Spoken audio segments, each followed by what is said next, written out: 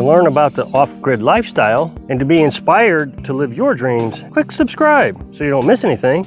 Hit the bell notification.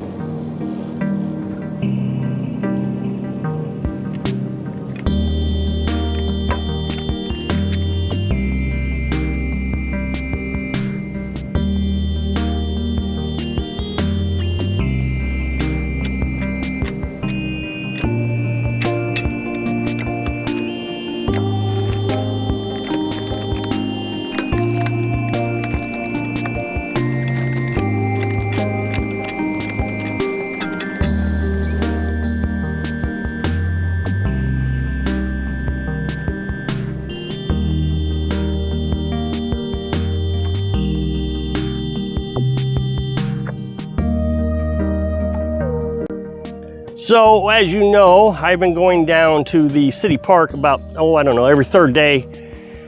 Yeah, and cutting this huge oak tree. It's got to be 150 years old. Getting a truckload at a time. I've been down there 4 times. The first time I didn't get a full truckload, but the 3 times after that, I got full truckload. Today I came up here about 6:30 and I started splitting yesterday's haul. Up till yesterday, I'd been getting just these limbs and I didn't really have to split too much, so that was quite a bit faster. But today I got up at 6:30 and finished up by 9:30 or so, 9 o'clock. You see what I got split here, then I started a new row here. And the reason I do 2 rows like this, as a matter of fact, there's a row up here, back behind that, there's 2 rows. Is so it doesn't fall over. If I lean each one of them against each other, they won't fall over. At least that's the theory. I've had 2 already fall over, so I don't know how true that is. Now, down here, I've got, maybe you can see the tarps. I got 4 cords up down there. And then up here, I've got 2 cords. Now, this tree here is gonna need a good year to dry, so I probably won't be able to burn it this year. But I only need about a cord a year. Up here I have poplar wood. Got that from a trailer park before July.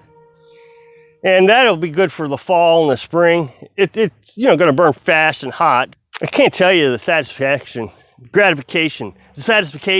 whatever you want to call it, of cutting your own firewood. From a monetary standpoint, I mean, that's about the best way I can describe it to you, is you can get anywhere from $400 to $800 per cord of wood. And if I worked really hard, I could, if I was in better shape and really working out, I could get probably a cord a day.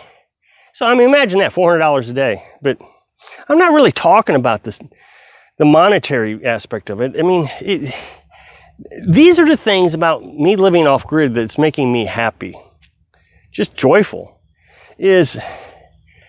It's mine. I own it. I made it. It's not pretty, but I made it.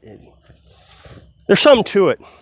And the smell from it all, just an awesome smell. Life off grid is something just undescribable. But as I said in the title, it was discovered that I have a serious problem with my off grid lifestyle. But before I get into telling you what the problem is, I want to tell you, I don't understand how anything can be a serious problem. There's just nothing here that is that serious. I mean, if we broke it down, what is the most serious thing that could happen on the off-grid lifestyle? Maybe the camper burns down, our temporary dwelling. But even at that, I mean, yeah, there'd be a lot of stuff in it that we would lose, but the camper itself is $800. Now, we've had a camper burn down before. Everything we owned was in it. We slept in the truck for about, a week, maybe 2, while we built the camper. It only cost $800 to build. And I think it would actually be easier here, if it burned down here. Here, we just go get the supplies, we could throw it out on the ground, we could build it at our convenience. Okay, let's say I build this tiny house, and it falls apart in 5 years, 10 years. Okay, falls apart. I built it like junk. I'm a terrible carpenter. So I built another one in a few years. I mean, Carolyn's buying all these materials used or at discount shops. As a matter of fact, one of the windows here, got doors and windows sitting here. One of them's brand new.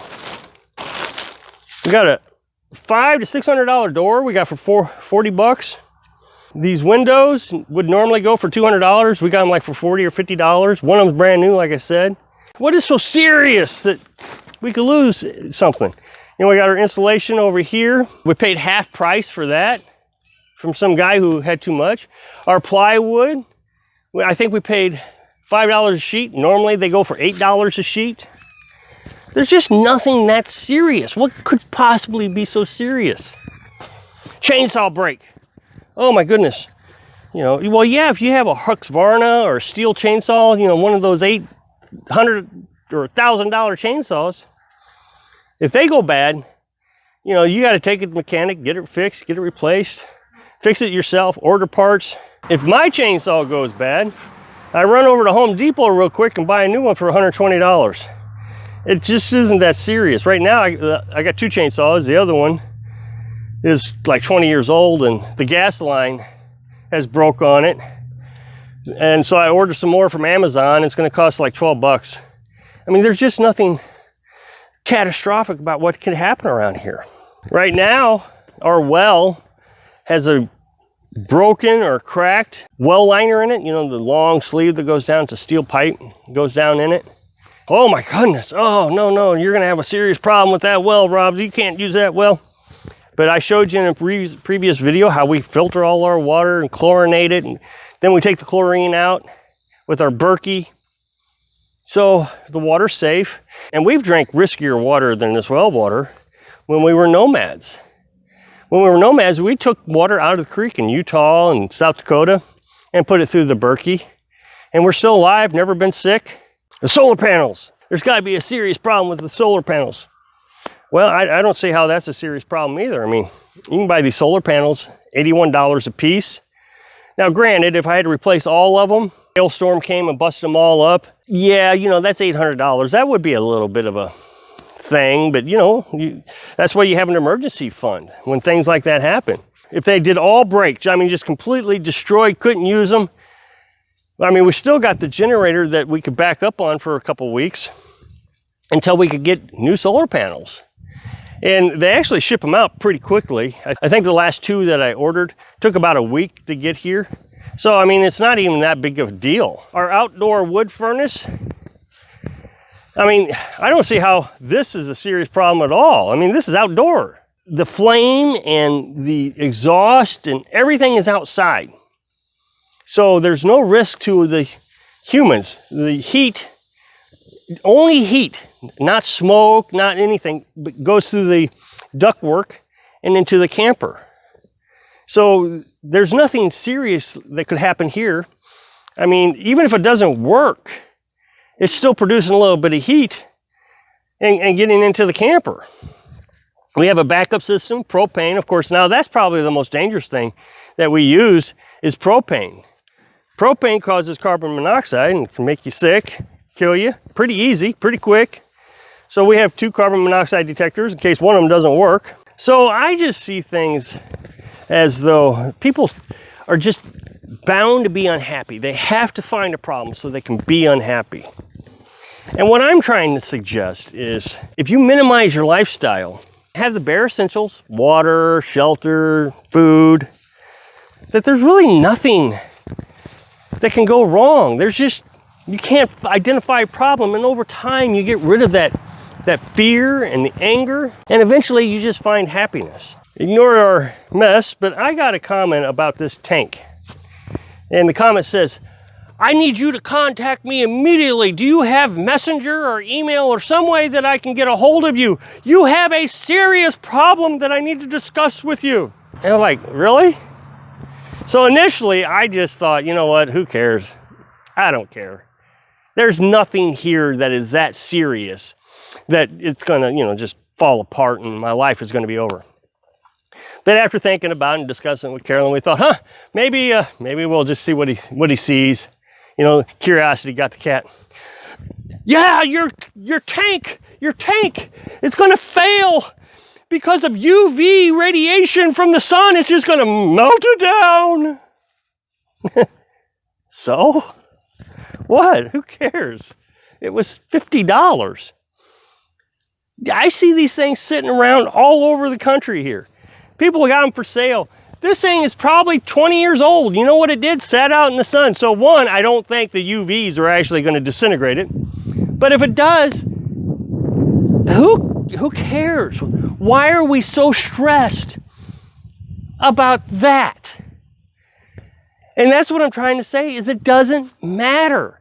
If this fails and I can't find a tank right away, no big deal. I just pump water from the well into the bucket. I got buckets laying all over the place. And these are only like $5 a piece. Who cares? You hear this saying all the time, don't stress the small stuff. And it may sound cliche, but it's true. Everything here is the small stuff. There's nothing serious out here. Nothing. And that's the point. Minimize your life, become stress-free, and just enjoy life. I hope I can inspire you to enjoy your life. Thanks for watching.